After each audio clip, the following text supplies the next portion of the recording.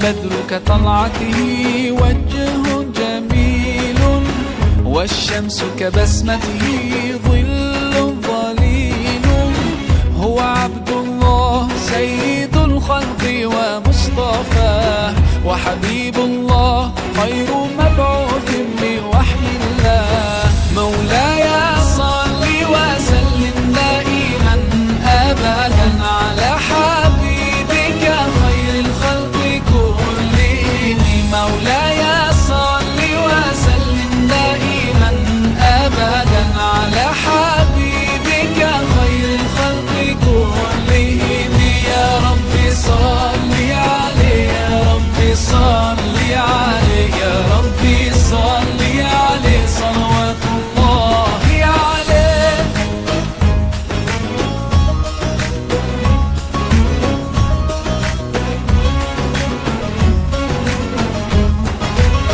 هو خير عباد الله خير البرايا حي فينا بهداه. Una asociación de reciente creación que tiene como finalidad el fomento del diálogo y la cooperación entre las diferentes culturas que conforman la identidad de nuestra ciudad y la promoción de Ceuta como punto de encuentro intercultural que la conviertan en un referente internacional para la convivencia y para la paz. Nuestra labor como asociación cultural quiere centrarse en primer lugar en el diálogo con las diferentes confesiones religiosas, para ahondar en los valores universales que nos unen y aprender a conocer y respetar las diferencias, evitando así caer en el fanatismo y en la intolerancia. Y en segundo lugar, inculcar en los jóvenes los valores de tolerancia y respeto y abrir espacios de educación para la paz y la convivencia. Nuestro trabajo va a ser sobre todo de carácter educativo, pues estamos convencidos que la clave de una sociedad que progresa es sobre todo la educación en valores y en comportamientos. Queremos aportar ideas nuevas, útiles, iniciativas, eventos, ocasiones para que la gente se conozca mejor y colabore en pro del bien común, convencidos de que desde Ceuta tenemos muchas cosas que decir al resto de España y al mundo. El encuentro de hoy quiere ser algo más que un encuentro académico.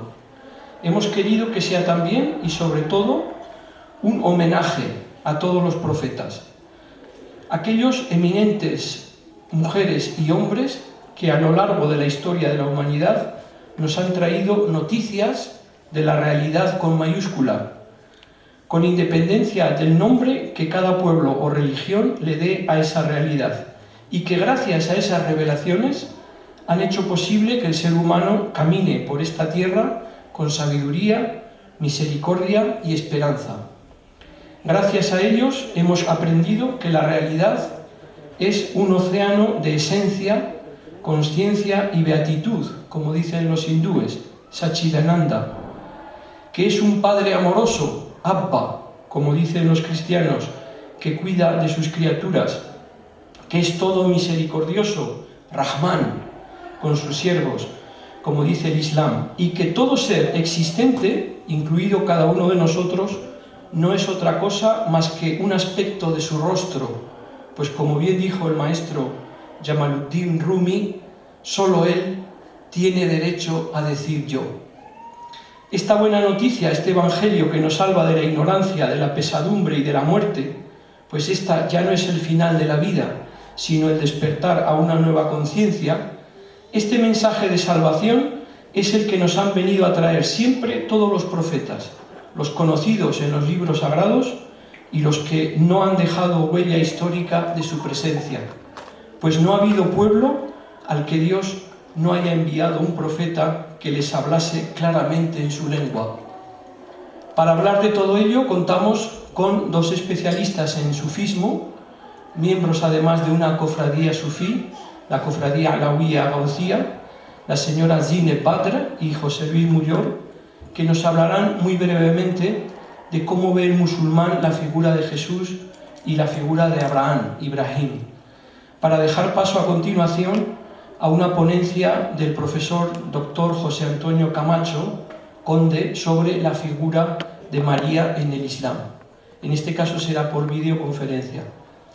A continuación, el profesor ceutí José Manuel Pérez hablará sobre uno de los aspectos más desconocidos de la ciudad de Ceuta, considerada no por pocos estudiosos como un lugar sagrado de una importancia singular desde tiempos remotos, importancia que podría venir avalada, si así lo aceptamos, por la interpretación, entre otras fuentes, de un pasaje del Corán en el que se alude al encuentro del profeta Moisés con un personaje misterioso que en la tradición islámica se conoce como el Hadir o el Hidr, traducido habitualmente por el hombre verde o el profeta verde, personaje que está íntimamente relacionado con Ceuta y con la fuente de la vida, que según algunos estudiosos se podría localizar también en nuestra ciudad. Para finalizar, el profesor David Muñoz Arbona, profesor de Historia y Geografía e Historia de Arte, nos hablará del arte como vehículo de encuentro entre culturas. Hemos querido que haya tiempo también para escuchar los himnos o amdah en honor de todos los profetas interpretados por el coro Az-Zuhur de la Asociación Cultural Idrisi y degustar un té con pastas de manera que podamos disfrutar en familia de este encuentro homenaje que por primera vez se celebra en Ceuta, en homenaje a todos los profetas. Decir también que está a vuestra disposición el libro de Jalaluddin Suyuti, La medicina profética o la medicina del profeta Muhammad. No quiero cerrar esta presentación sin agradecer sobremanera la presencia del don Javier Zelaya, consejero de Educación y Cultura, y toda la ayuda que nos ha prestado el excelentísimo Ayuntamiento de Ceuta y la de todos aquellos que han colaborado de manera desinteresada con la organización de este acto, así como a todos los asistentes, a todos ustedes que nos honran con su presencia y sin cuya participación no hubiese sido posible este evento. Muchísimas gracias a todos y dejo la palabra al excelentísimo señor Javier Zelaya, consejero de Educación y Cultura.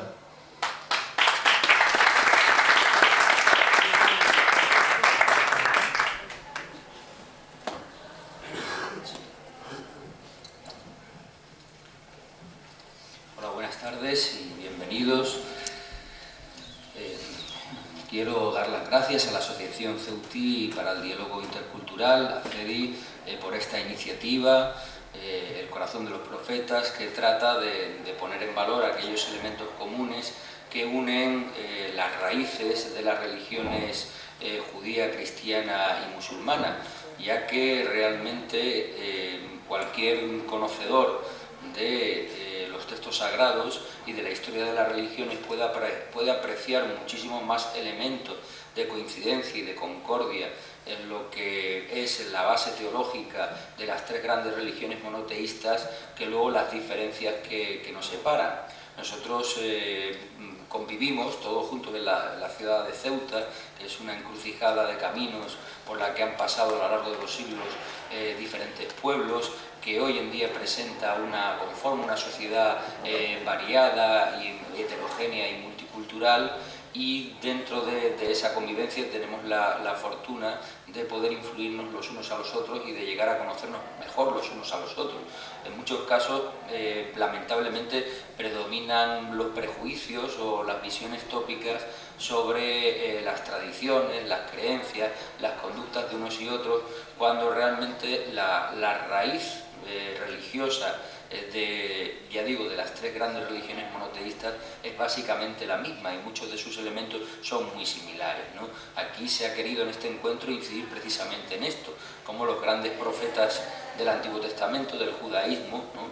Luego, y la propia figura de Jesús de Nazaret, luego son recogidas e integradas por el Islam, que siempre ha considerado a judíos y cristianos hombres del libro, ¿no? Creyentes en lo que es la Biblia, la Torá, en textos sagrados de los que luego bebe el profeta Mahoma. De modo que es una iniciativa interesante por poner en valor aquellas cuestiones religiosas que son pues ya digo, prácticamente iguales en las tres grandes religiones, y luego por poner el foco en esa espiritualidad, ¿no? en ese sentimiento en aquello que nos une y que de alguna manera nos conecta con lo trascendente, con la divinidad, en vez de en las diferencias entre unos y otros, que son muchas veces más producto del desconocimiento y de los prejuicios que no de la realidad. Además, han tenido el acierto de ACEDI de integrar en este programa pues, diferentes puntos de vista de personas que, bueno, relacionadas con la psicología, con las ciencias sociales, por supuesto con la arqueología, la geografía e historia, para que den un punto de vista más profundo sobre esa conexión interreligiosa y también sobre el papel de nuestra ciudad, ya digo, como cruce de caminos, como punto de contacto, de convivencia de diferentes culturas desde los tiempos más remotos hasta la actualidad. Y es algo que desde luego es muy interesante y muy curioso de conocer pues, por toda la ciudadanía. Así que, en fin, sin extenderme mucho más, agradezco a Jesús, a José Luis, a todos los presentes la iniciativa y bueno, esperemos que sea provechosa para todos los asistentes. Muchas gracias.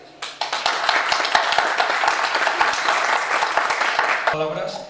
Y sin más preámbulo, pasamos ya al primer tema, que va a estar desarrollado, la primera ponencia, por José Luis Mullor, que nos va a hablar sobre algunos aspectos sobre la figura del profeta Ibrahim, tal como se ve desde el Corán y desde la tradición musulmana.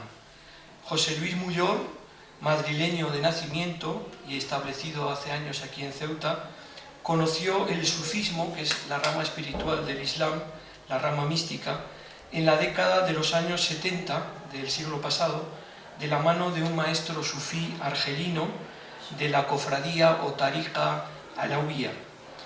Ha traducido al español varios libros de esta temática, pero su mayor conocimiento del sufismo proviene de su práctica diaria en el cuadro de la cofradía o la tariqa alawiyya gausía, una de las ramas que nacen de la tariqa alawiyya, cuyo fundador es el místico argelino Sidi Ahmed Alawi.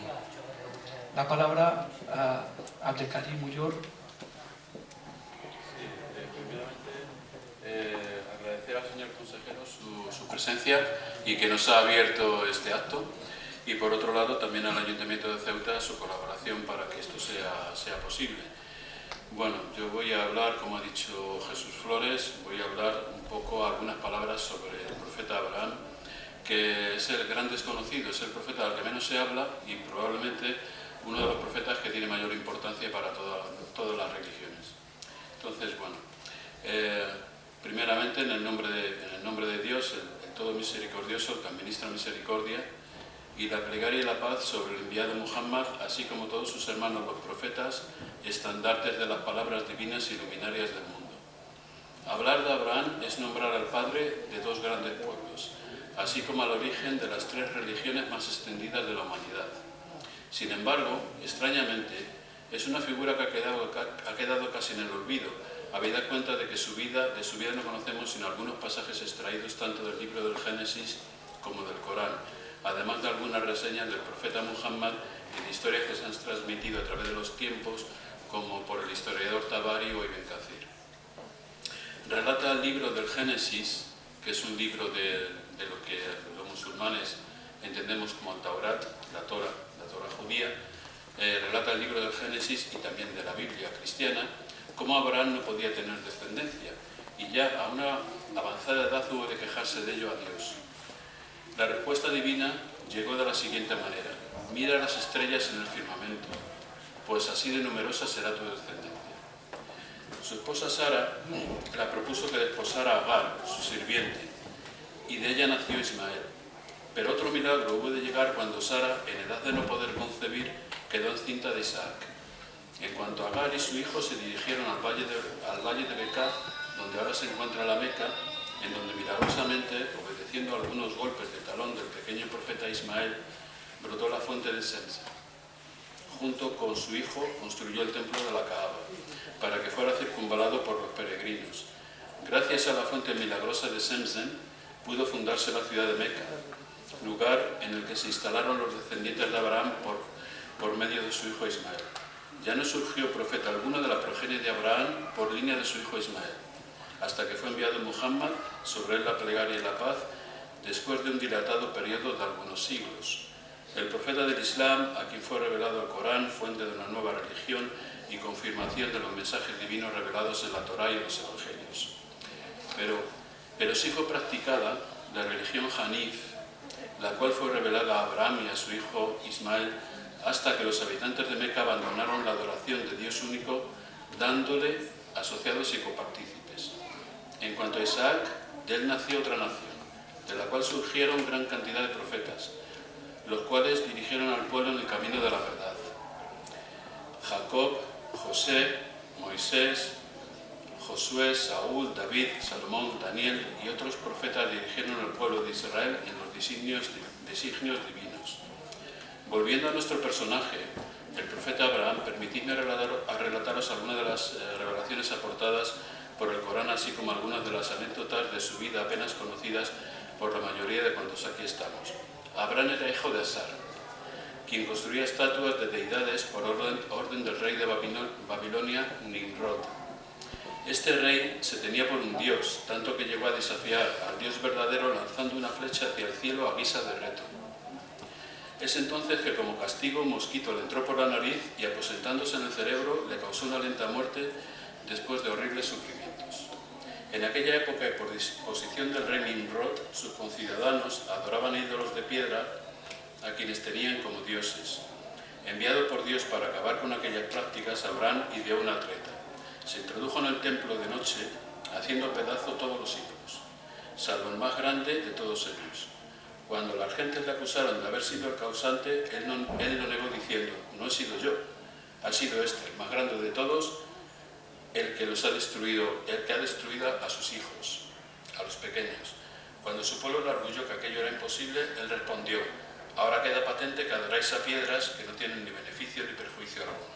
Adorad a Allah, el Dios del universo, que todo lo ha creado. Debido a esto fue condenado a la hoguera, pero Dios hizo que el fuego no le dañara, saliendo indemne de las llamas. Si un hecho de su vida es admitido y celebrado por las tres religiones, ese es el sacrificio de su hijo Ismael, en obediencia a un mandato divino. El Dios del universo, viendo el espíritu de obediencia tanto suyo como el de su hijo, sustituyó a la víctima por un carnero descendido del cielo. Este hecho significa el sacrificio. Ya podemos ver este hecho desde el punto de vista legal, como que justifica el sacrificio del cordero el día de la Eid al-Kabir, pero también podemos ver esto desde un punto de vista espiritual, teniendo en cuenta que el sacrificio del cordero, o el sacrificio de Ismael, el que iba a ser el sacrificio de Ismael, es el sacrificio de nuestro ego, de nuestra nafs, de nuestra voluntad, para entregarla, para renunciar a ella y entregarla a la voluntad divina. La dejación y abandono del querer humano por el de Dios. La sumisión completa y absoluta del servidor ante el Señor del universo, el cual es el único digno de adoración y sumisión. Es pues el sacrificio de Ismael el reconocimiento absoluto de la grandeza divina y la confianza en un Dios misericordioso del cual no recibimos sino bien y todo tipo de atenciones. Gracias le sean dadas por toda la eternidad y alabado sea por encima de lo que le atribuyen paz a los enviados y alabanza al Señor de los mundos. Relata el Corán este episodio de Abraham preguntándose cómo era Dios. Y así mostramos a Ibrahim el reino de los cielos y de la tierra, para que fuera de los convencidos. Cuando le cubrió la noche, vio una estrella y dijo: este es mi Señor. Pero cuando desapareció, dijo: no amo a lo que se desvanece. Cuando vio la luna que salía, dijo: este es mi Señor. Pero al ver que desaparecía, dijo: si mi Señor no me guía, seré ciertamente de los extraviados. Cuando vio el sol que salía, dijo: este es mi Señor, este es mayor. Pero cuando se ocultó, dijo: gente mía, soy inocente de lo que asociáis a Allah. En verdad, vuelvo mi rostro como Hanif, Hanif significa puro, hacia quien ha creado los cielos y la tierra, y no soy de los que le asocian. Y aquí un testimonio de cómo increpó al rey Nimrod sobre su tiranía e injerencia. El Corán nos aporta el siguiente testimonio. ¿No has visto aquel que porque Allah le había dado soberanía desafió a Ibrahim discutiéndole a su señor? Dijo Ibrahim: mi señor da la vida y da la muerte. Dijo él: yo doy la vida y doy la muerte. Dijo Ibrahim: Allah trae el sol desde oriente, tráelo tú desde occidente. Y el kafir, que se llegaba a creer, se quedó sin habla. Allah no guía a los que son injustos. Remontarse a Abraham es dirigirse a la fuente originaria de adoración, al origen de nuestra religión, a nuestro tronco común de creencia, a la esencia de la adoración de ese Dios único al cual servimos en plena conciencia de su grandeza y poder infinitos, tal y como dice el Corán, las revelaciones primigenias, las revelaciones de Abraham y Moisés. Ibrahim vamos. Cuando Dios le respondió a su queja, diciendo que tal y como las estrellas su descendencia sería numerosa, seguramente no se estaba refiriendo únicamente a la progenie, es decir, a la descendencia física, sino a sus descendientes espirituales, es decir, a las personas que tomaron esa amana, esa garantía de servir a Dios como Él lo hizo en su tiempo. En el universo de adoración absoluta ese Dios que todo lo puede. Es así como la progenie espiritual de este gran profeta, a quien se le ha llamado Jalilullah, el amigo de Dios, vivió, fructificó y sigue dando luz al mundo, tal y como, por poner un ejemplo conocido por la tradición espiritual musulmana, dijo el profeta Muhammad en un hadith recogido en un libro que se llama Jamia Sagir de Jalaluddin Suyuti, que es el mayor muhaddith de todos los tiempos del Islam. Dijo Muhammad sobre la plegaria y la paz: nunca faltarán en la tierra al menos 40 de mi comunidad con el corazón como el del Jalil. Cuando uno de ellos muere, Allah lo sustituye por otro. Por su causa recibís la lluvia y sois alimentados. El corazón de los profetas es el receptáculo de las luces divinas, es el santo de los santos, donde se guarda el secreto divino, del cual se origina la guía para la humanidad, como una muestra indeleble de la misericordia divina que todo lo abarca. Todos los profetas son hermanos, una sola y misma voz que ha tomado formas distintas en cada uno de ellos para transmitir lo sagrado y a una humanidad necesitada de Dios y verdad. El mismo profeta Muhammad dijo que él estaría molesto si comparándole con Yunus, con el profeta Jonás, se pusiera a él por encima de Jonás. Es decir, todos los profetas son hermanos, todos los profetas han salido del mismo Dios y de la misma palabra de Dios que ha sido transmitida al mundo a través de los siglos, a través de toda esta historia de la humanidad. El mismo profeta llegó a decir que había cerca de unos 300.000 profetas desde el principio de los tiempos hasta Muhammad. Bueno, ya con esto termino la presentación de Ibrahim. Que Dios bendiga esta reunión, que dé su luz a todos los asistentes y que reparta sus infinitas gracias a la humanidad. Que bendiga esta ciudad de Ceuta y a sus gentes y que conceda la paz y la prosperidad para siempre. Muchas gracias. Pues y vamos a dar paso ya a esta actuación. La idea cale entre la población en Ceuta y podamos también desarrollar más a menudo en el futuro tradiciones y religiones del libro, ¿no? A Ibrahim se lo debemos prácticamente todo, ¿no? Y como decía el profeta Muhammad, hablando de él, dice: de todos los profetas yo soy el que más se le parece, ¿no? El que más se le parece al profeta Ibrahim, ¿no? Un profeta del que dice la Biblia que andaba con Dios. En el Corán le ponen un título que es el Awwah. Es una palabra extraña que aparece en el Corán, que está impregnada, como dice Ibn Arabi, como cuando metes la lana en el agua y la lana coge el agua y se hincha, ¿no? Ese es el verbo tajallala en árabe. Y es una persona que estaba henchida de Allah.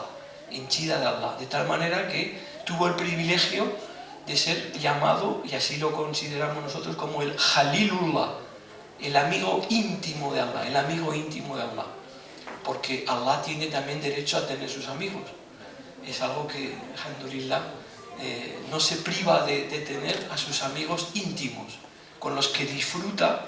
En algunos hadices se habla que en el paraíso tienen para ellos un reservado, un sitio, y que Allah los visita al caer de la tarde, dice, y allí se sienta con ellos y allí les revela su rostro a los profetas, a los íntimos, a los amigos de Allah, ¿no? Todos los conocemos a través del profeta Muhammad, que es directamente, físicamente descendiente de esta familia de profetas a través de Ismail, y que son los encargados, la familia del profeta, de cuidar el santuario de la Kaaba, que es el santuario que edificó Sidna Ibrahim con su hijo ahí, Ismail.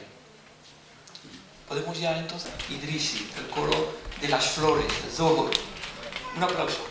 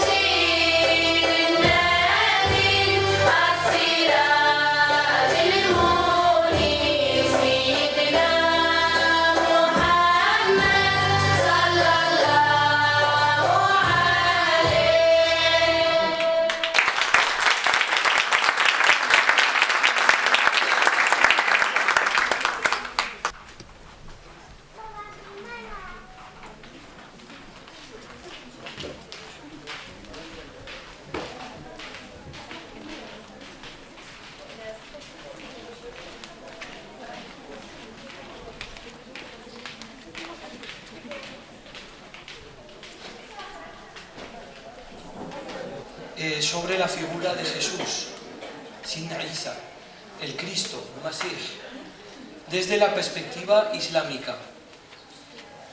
Zineb Badr se ha criado en el seno de una familia sufí en compañía de su padre, el Sheikh Salah, un maestro espiritual cuyo maestro a su vez fue discípulo del propio Sheikh Ahmed Alawi de Mostaghanem, en Argelia, el fundador de la cofradía o tariqa alawiyya.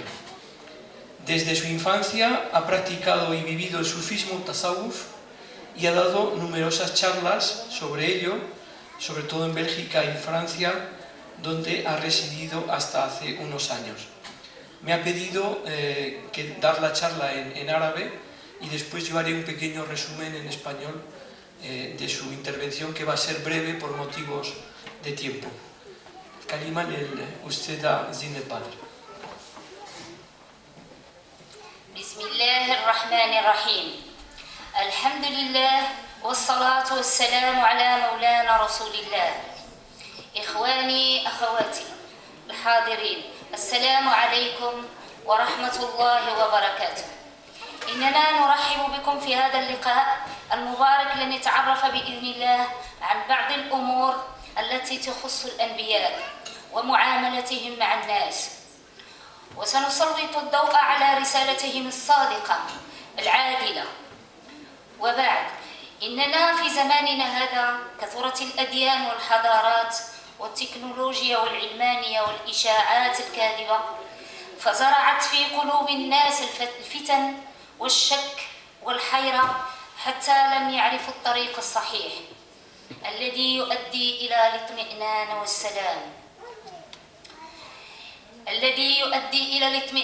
والسلام، والرحمة، فطال عليهم الأمد فقست قلوبهم. صدق الله العظيم. فالرسل هم دواء لهذه القلوب الحائرة التي لم تجد مكان، فرسلنا جاءوا على صدق من ربهم ليردوا الناس على الطريق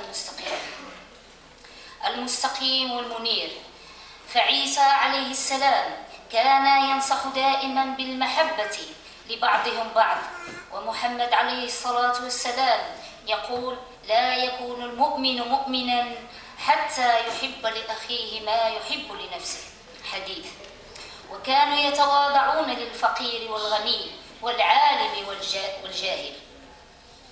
فكان كلام محمد يشبه كلام عيسى، يقول دائما: أخي عيسى يوحد الله بالحي القيوم، وكان وردهم واحد يحيي بها الموتى ويبرئ الأبرص وكل الأمراض. فبقي هذا الورد حتى يومنا هذا. فكانت أمة محمد تشبه أمة عيسى، فتشابهت القلوب وعانوا الكثير من أذيتهم، فكانوا من الصابرين، فيدعون إلى الله أن يهديهم وأن يرحمهم. وأما محمد عليه الصلاة والسلام فهو رحمة للعالمين في الأرض وفي السماء، ومن نوره كان كل شيء، فكانت الحيوانات تسلم عليه في الطرقات، والسحابة تتبعه في كل مكان، وعرج إلى العرش إلى 7 سماوات.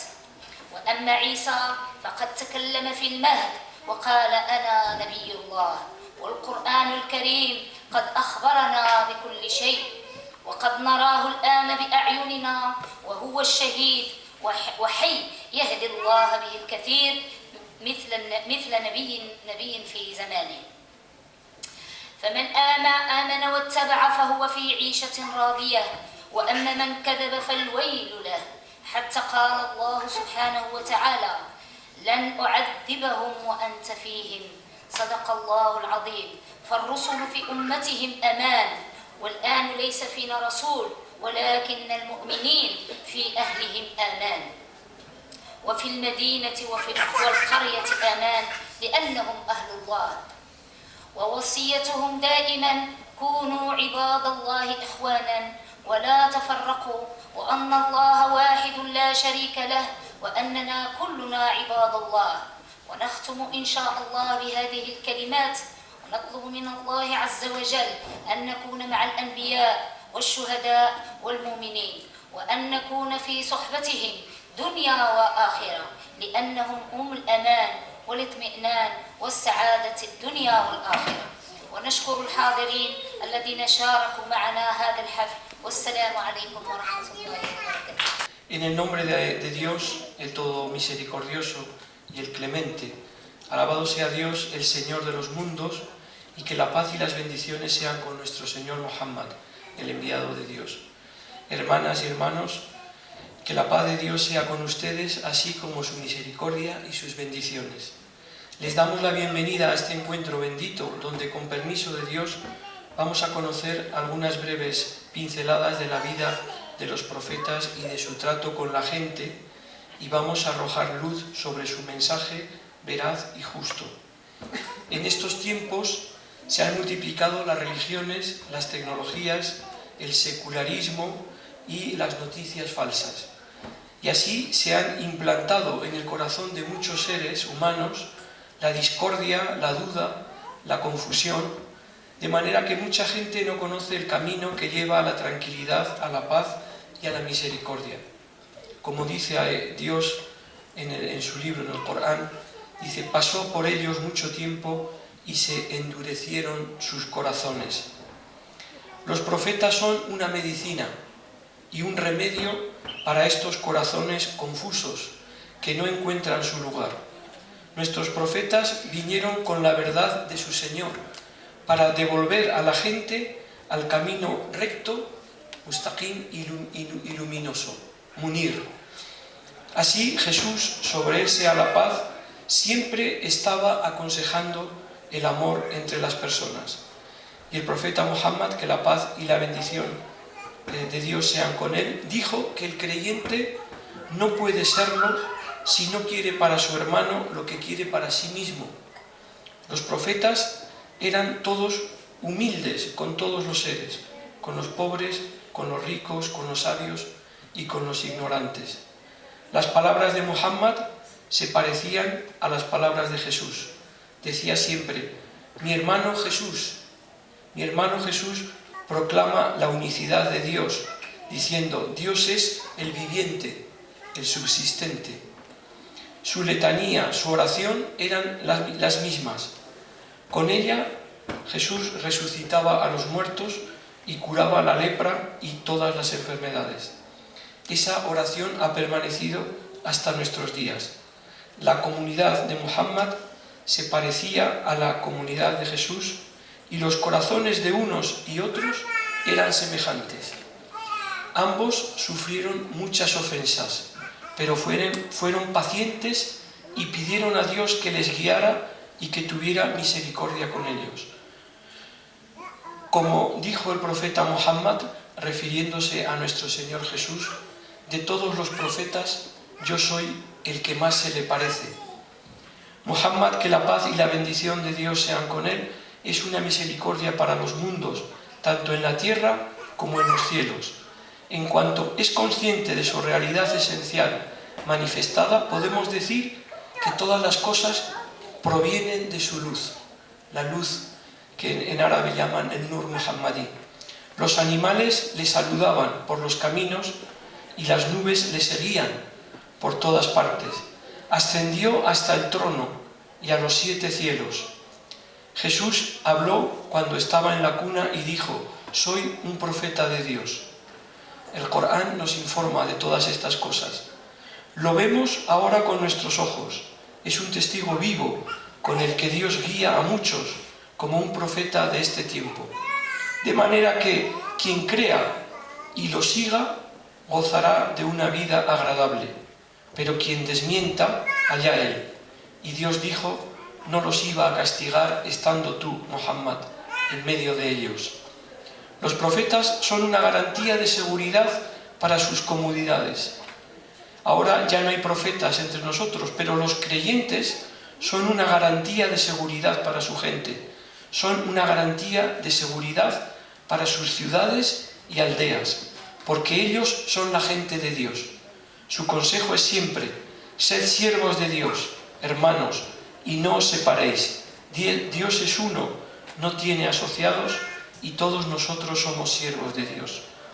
Terminamos, si Dios quiere, con estas palabras, pidiendo a Dios que estemos con los profetas, con los santos y con los creyentes, y que estemos en su compañía, en este mundo y en el otro, porque ellos son la garantía de seguridad, de tranquilidad y de felicidad en la otra vida. Damos las gracias a los presentes por haber participado con nosotros en esta velada y que la paz de Dios sea con ustedes, así como su misericordia y sus bendiciones.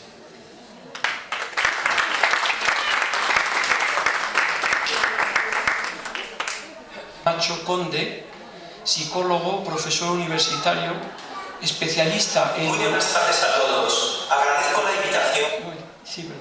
En neurociencia y experto también en espiritualidad y mística. El doctor José Antonio Camacho es licenciado en psicología por la Universidad de Granada, experto en gerontología social por la Universidad de Granada, posgrado en neuropsicología por la Universidad Abierta de Cataluña, máster en Dirección de Recursos Humanos, doctor en Psicología por la Universidad de Málaga, experto en Neurociencia Afectiva y Psicología Clínica por la Universidad de La Laguna y dispone de formación en Ciencias Religiosas por la Universidad San Dámaso de Madrid. En la actualidad se encuentra finalizando el grado en Teología en la Facultad de Teología de Granada. Entre otras cosas, es un investigador en el ámbito de las neurociencias y ha prestado atención al fenómeno religioso en sus estudios personales. Ha trabajado muchos años en el ámbito hospitalario y dispone de una amplia trayectoria en el abordaje psicoterapéutico. En el ámbito del desarrollo psicoespiritual, ha presentado atención al diálogo interreligioso, es un estudioso del budismo y del sufismo, entre los que destaca la figura de Ibn Arabi, al que dedicó especial atención en años pasados. En los últimos años ha conducido grupos con pacientes, ha enseñado la práctica oracional contemplativa a grupos de cristianos durante varios años y ha asistido a numerosos eventos interreligiosos. Que me ha ofrecido. Muy buenas tardes a todos. Agradezco la invitación del secretario Jesús Flores. Es una bonita oportunidad la de poder acercar la figura de María a tantas personas, cristianos y musulmanes, miembros de dos grandes religiones que tienen a la Virgen de Nazaret en un lugar de excepción. Antes de comenzar esta exposición, me gustaría mostrar este lugar al que peregriné hace 10 años. Es Israel, concretamente Belén. Es la Basílica de la Natividad, el lugar donde dice la tradición cristiana que nació Jesús de Nazaret. En estos albores de la celebración navideña es una bonita estampa en la que podemos recordar desde este lugar a la Madre de Jesús. Sin más dilación, paso a exponer la introducción de la charla María en el Islam, dentro del marco de este primer encuentro espiritual, el corazón de los profetas, que se celebra en esta ciudad de Ceuta, confluencia de muchas culturas. María es reconocida por los cristianos católicos como reina de los profetas, al ser la madre de Jesús, el profeta de los profetas. En la tradición religiosa musulmana se tiene un gran respeto a los profetas, ya que así lo manifestaba Mahoma.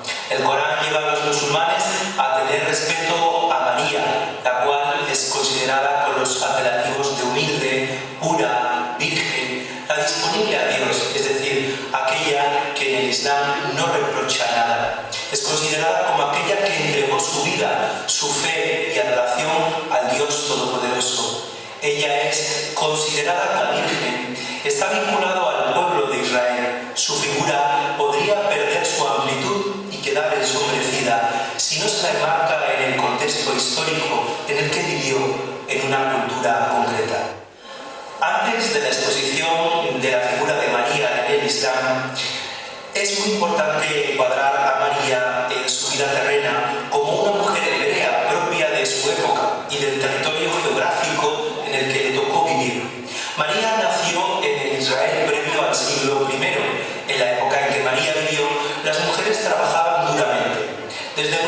jóvenes se encargaban de amasar el pan, cocinar, preparar la lana, tejer la ropa, ir a buscar el agua a la fuente. A veces tenían que recorrer kilómetros hasta la fuente más cercana para permitir que la familia pudiera pasar el día. Ayudaban en el campo, cuidaban del rebaño si lo tenían. La función principal era de índole doméstica, cuidar de toda la familia. Las costumbres de la época propiciaban que las mujeres no acudieran a la escuela ni a la sinagoga. Habitualmente permanecían junto a su madre, aprendiendo lo necesario para cuidar su hogar el día que lo tuvieran. No hablaban en público y a la edad de 12 años sus padres solían concertarles una boda. Imaginamos a María de Nazaret recibiendo las instrucciones básicas de la Sagrada Escritura, de la Torá judía.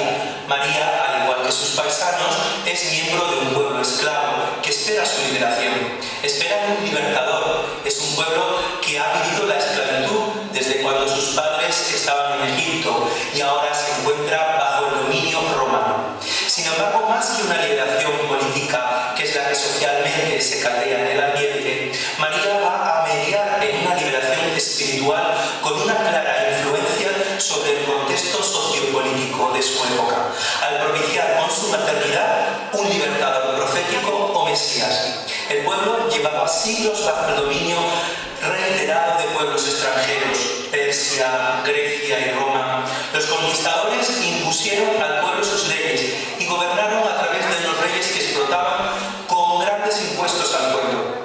María es miembro de un pueblo campesino.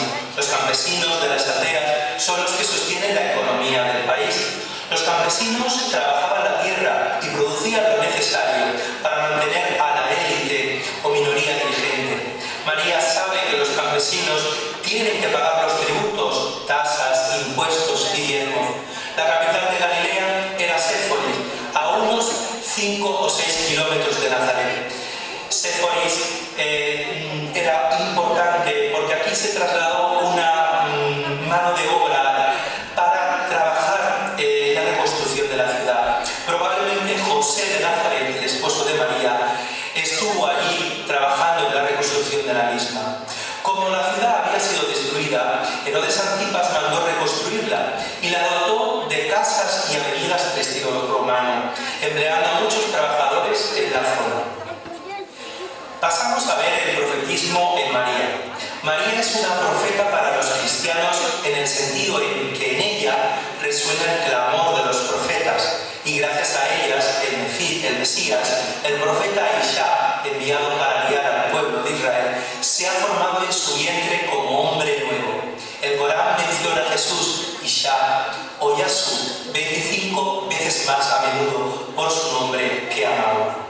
María es una pobre de Yahvé, en arameo Anahuim, es decir, una persona cuya riqueza es tener a Dios. María fundamentaba su existencia en Dios, en su misericordia y compasión hacia su pueblo. Dios hace suyas las causas de los pobres y en María ensalza a los humildes, a los pobres frente a los poderosos. María es el clamor de los profetas, en ella resuena la liberación de Israel, una liberación que llega en el Mesías esperado. El poder del opresor se opone al poder de Dios. Esa pobreza es disponibilidad interior en María para abrirse a la gracia de Dios.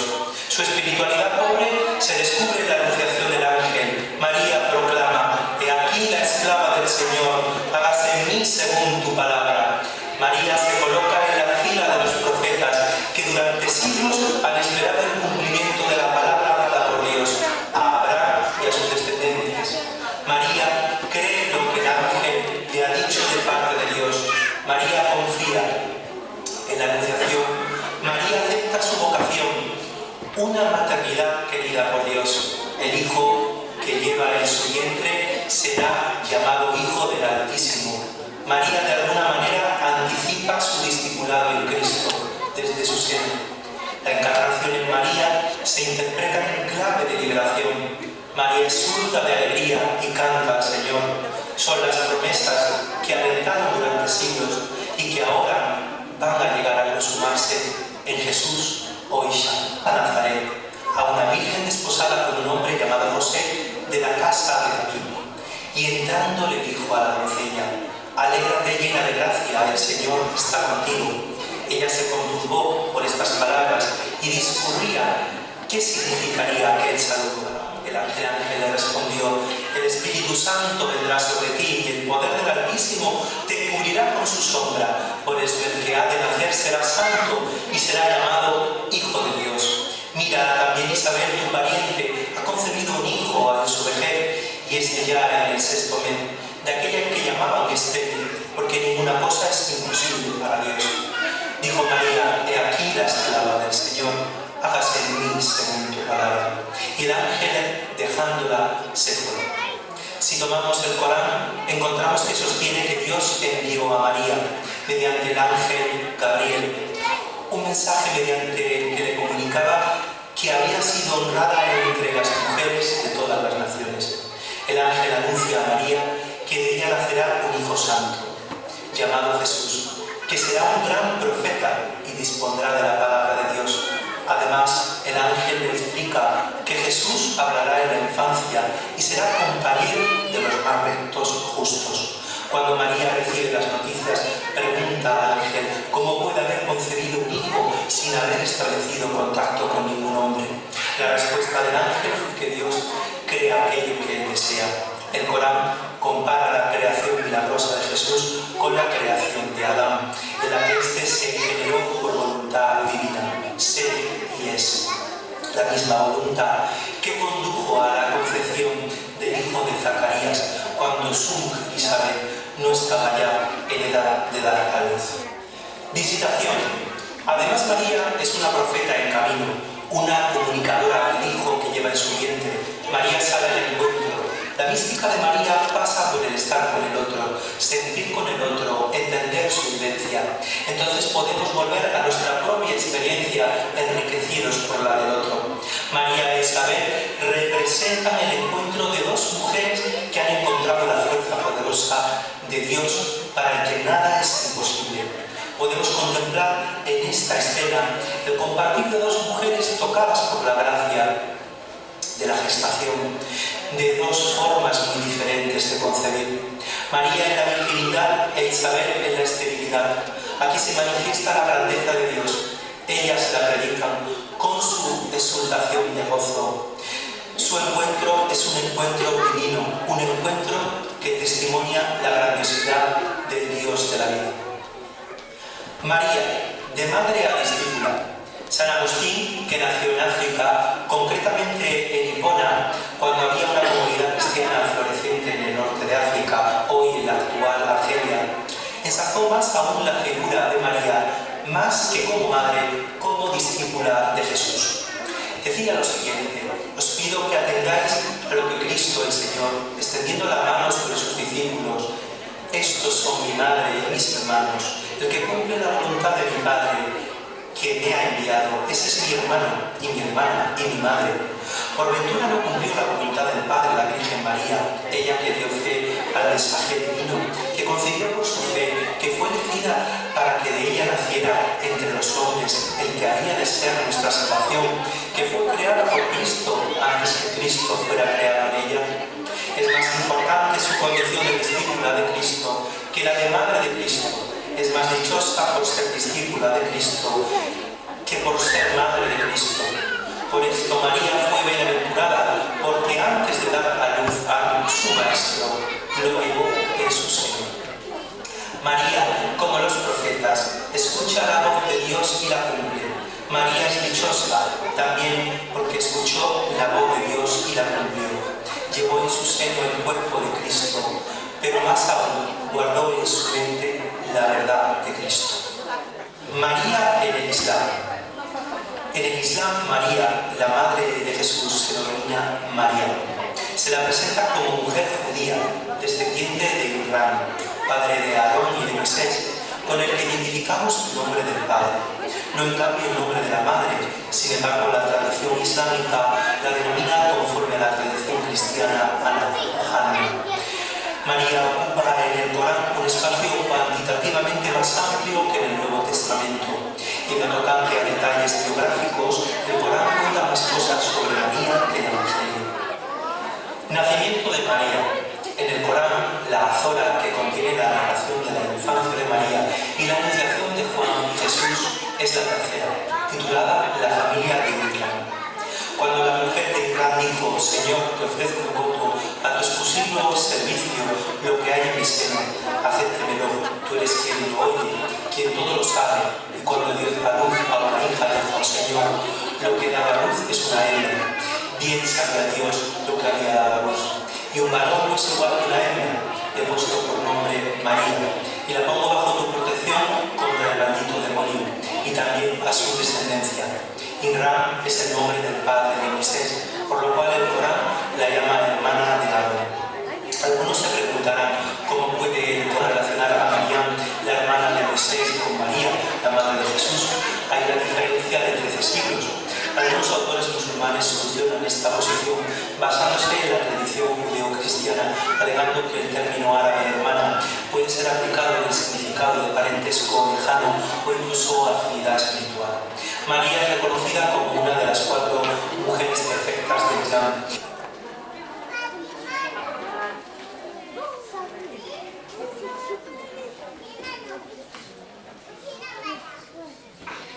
Algunos autores musulmanes solucionan esta posición basándose en la tradición judeo-cristiana, alegando que el término árabe hermana puede ser aplicado en el significado de parentesco lejano o incluso afinidad espiritual. María es reconocida como una de las 4 mujeres perfectas del Islam. En nuestra tradición cristiana existe una declaración dogmática de que María está libre de pecado, la llena de gracia, aquella que no ha sido afectada por el pecado original, ya que Dios ha querido preservarla del mismo de forma anticipada por los méritos de Cristo. Toda criatura que nace es tocada o pinchada por el Satán, y este contacto le hace quitar, a excepción de María y su hijo. Según el Corán, María y Jesús pertenecen a los siervos escogidos, que quedan sustraídos del poder de la seducción del diablo. María, virgen y madre. Jesús nació de María, Mariam, sin concurso de varón, como resultado de una concepción virginal. Es un signo ocurrido por voluntad de Dios. La aparición de Jesús en el Corán se inicia con un prólogo en el cual se describe el nacimiento de su madre, María, y su servicio en el templo de Jerusalén, mientras se encontraba bajo los cuidados de Zacarías, padre de Juan el Bautista. María es elegida para ser madre del ungido, que deberá llamarse Jesús, el cual predicará a toda la gente y será considerado justo. María, modelo de creyente. En la tradición islámica, María es considerada junto con Asiya, Khadija y Fátima como una de las 4 mujeres mejores que hayan vivido nunca, y se le tiene por cabeza de las mujeres del paraíso. A María en el Corán se la califica de siddiqa, que viene a significar justa y piadosa, y también ser veraz, debido a que creyó en las palabras de su Señor y en sus libros. Pertenece al número de quienes son humildemente sumisos, a causa de que María se sometió a Dios, es ejemplo y modelo para los creyentes. No resulta sorprendente que los musulmanes creyentes visiten también lugares que se destacan por una relación especial con María, la madre de Jesús. Esto tiene su origen en la gran veneración que, apoyados en su libro sagrado, el Corán, muestran a la madre del profeta Jesús. Personalmente yo he visto buscar la casa de María para orar a mujeres musulmanas en Nazaret, en el interior de la Basílica de la Anunciación. La casa de María en Éfeso, en la actual Turquía, también es un lugar de peregrinación. Medina Ana es un lugar muy cuidado por los católicos, donde junto a los cristianos también se reúnen para la oración familias musulmanas. Aquí podéis observar una foto que tomé personalmente en esa peregrinación a Israel. El Corán destaca a María como signo junto a su Hijo Jesús. La ensalza como modelo de fe en Dios frente a otras mujeres. La mujer del faraón al principio incrédula, que acaba confesando su fe, la reina de Saba, las esposas de Mahoma. Como conclusión, decir que María puede ser un puente de conexión, de reconciliación, de unión de ambas tradiciones religiosas, más allá de una mística alcanzable para unos pocos, María llega a todos, especialmente al pueblo sencillo, a los creyentes de a pie. Prueba de ello fue la consideración que el presidente del Consejo Superior Islámico de Argelia emitió en 1988, legitimando la visita de fieles musulmanes a la Basílica de Nuestra Señora de África. Los santuarios marianos de muchos lugares del mundo son puntos de encuentro entre ambas religiones. Como siempre, María, al igual que en los primeros siglos, acoge a sus hijos sin hacer distinciones, los sienta a su mesa y los une para que se abran a Dios, para que tengan fe y sobre todo para que confíen en Dios. El respeto que existe hacia ella por parte de los musulmanes ha contribuido a tomar conciencia del gran patrimonio mariano que existe en el Islam. Es una figura muy rica y paradójicamente la escritura musulmana le dedica más atención que la escritura cristiana. Sin embargo, es más venerada por la tradición cristiana que por la islámica. Cristianos y musulmanes podemos encontrar en ella una madre que acoge con los brazos abiertos y nos estrecha sus brazos amorosos, brazos que nos conduce al Hijo de su vientre, al amor de sus entrañas, a la entera misericordia de Dios. Creo que sería muy bonito e ilustrativo acabar con un canto de María, una riqueza oracional que encontramos en el Evangelio. El Magnífica es un canto de esperanza en Dios Salvador, un Dios que ha escuchado la voz y el clamor de los profetas. Hagamos un guiño a María, que ha encontrado un lugar privilegiado al lado de Dios en el cielo. María nos conduce al Hijo de sus entrañas, al testimonio de su verdad.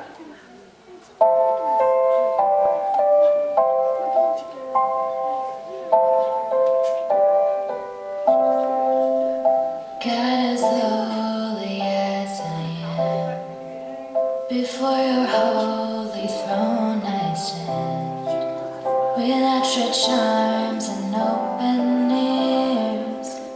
I rejoice at the words I hear. You have done great things for me. You've exalted the now I come before you, my King. Now my heart begins to sing. My soul magnifies the Lord, and my spirit has rejoiced in my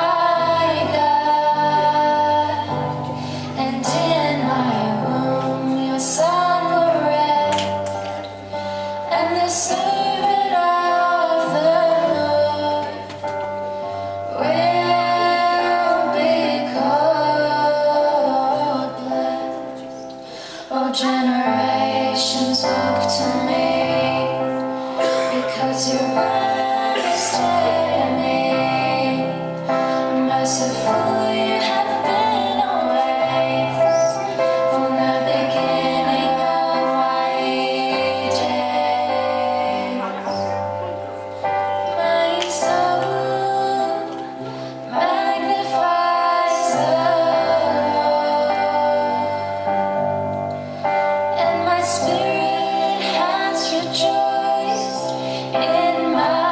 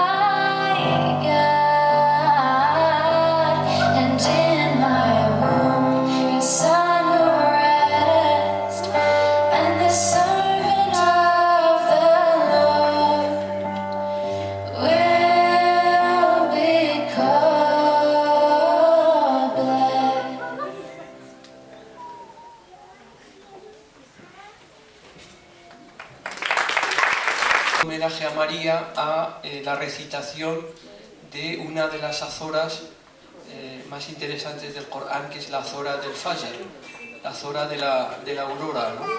Del romper del día, ¿no? Cuando le preguntaban a la esposa del profeta Muhammad sobre la paz, qué contaba el profeta sobre la revelación, cómo había sido ese momento de la revelación, él respondía, dice, fue como el despertar de la aurora, ¿no? Así un poco calificaba o acertaba a calificar el profeta Muhammad que había supuesto para él el encuentro con su Señor, con su realidad esencial, con el ángel de su ser, ¿no? Con el ángel Gabriel. Entonces vamos a pedir a nuestra hermana Fátima. أعوذ بالله من الشيطان الرجيم بسم الله الرحمن الرحيم والفجر وليال عشر والشفع والوتر والليل إذا يسر هل في ذلك قسم لذي حجر ألم تر كيف فعل ربك بعاد إرم ذات العماد التي لم يخلق مثلها في البلاد وثمود الذين جابوا الصخر بالواد وفرعون ذي الأوتاد الذين طغوا في البلاد فأكثروا فيها الفساد فصب عليهم ربك صوت عذاب إن ربك لبالمرصاد فأما الإنسان إذا ما ابتلاه ربه فأكرمه ونعمه فيقول ربي أكرمن وأما إذا ما ابتلاه فقدر عليه رزقه فيقول ربي أهانن كلا بل لا تكرمون اليتيم ولا تحضون على طعام المسكين وتأكلون التراث أكلا لما وتحبون المال حبا جما كلا إذا دكت الأرض دكا دكا ويجي ربك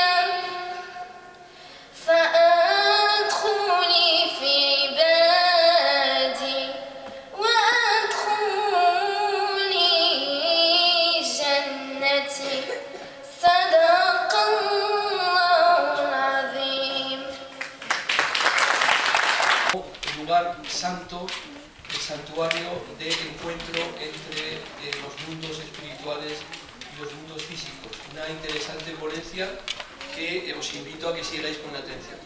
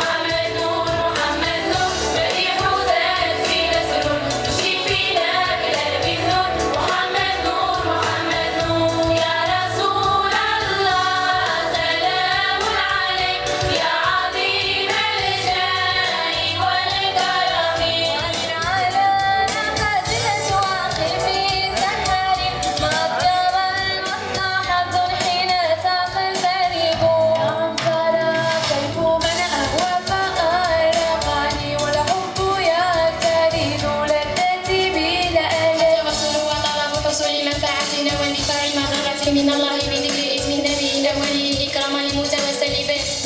أطلب من الله أن الأنبياء والأولياء لا يخلقون مضرة ولا منفعة، ولكن نحن نسأل الله به رجاء تحقيق مطالبنا.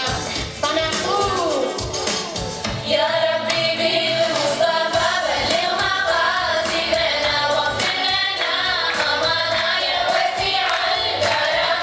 يا خير من في نفس التربيات فطاب من دينه إنك هو الحكم. يا رسول الله سلام عليك يا عظيم الجاه والكرم.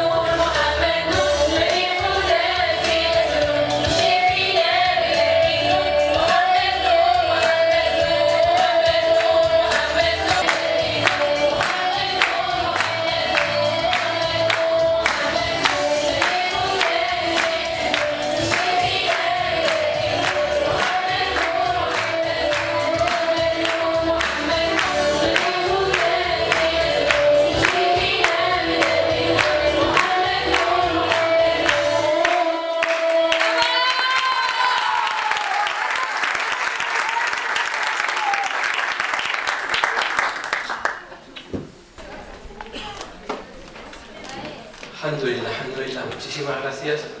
Aquí